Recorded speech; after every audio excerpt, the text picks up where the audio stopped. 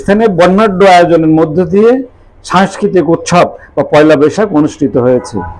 বাঙালির চিরজানা চিরচেনা এই উৎসবে মাতে বিভিন্ন শ্রেণী পেশার মানুষ। ঢাকা, খুলনা, চিটাগাং, যশোর, বেনাপোল, ফরিদপুর, নোয়াখালী, ঝিগরগাছা, নাভারণ, শাসা সহ বিভিন্ন এলাকাতে প্রশাসন, রাজনৈতিক, সামাজিক, শিক্ষা, সংস্কৃতি সহ বিভিন্ন সংগঠন ব্যানারে এই বৈশাখ উদযাপিত হয়। বিভিন্ন ব্যানার, ফেস্টুন, প্লেকার্ডে ভরপুর থাকে যেন শোভাযাত্রা।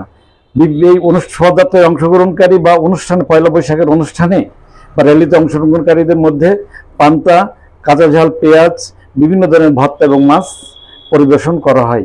বিভিন্ন স্থানে সাংস্কৃতিক অনুষ্ঠান, ক্রীড়া বা প্রতিযোগিতা সহ বিভিন্ন উৎসব আমেজে পালন করা হয় পয়লা বৈশাখ।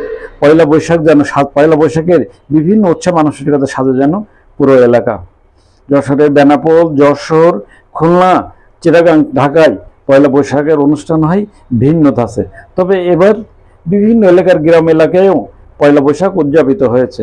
বিভিন্ন সময় বাঙালির প্রাণের উৎসব পয়লা বৈশাখ শত বাধা বিপত্তিকে উপেক্ষা করেও এই বৈশাখী অনুষ্ঠানে অংশগ্রহণ করেন বিভিন্ন শ্রেণী পেশার মানুষেরা।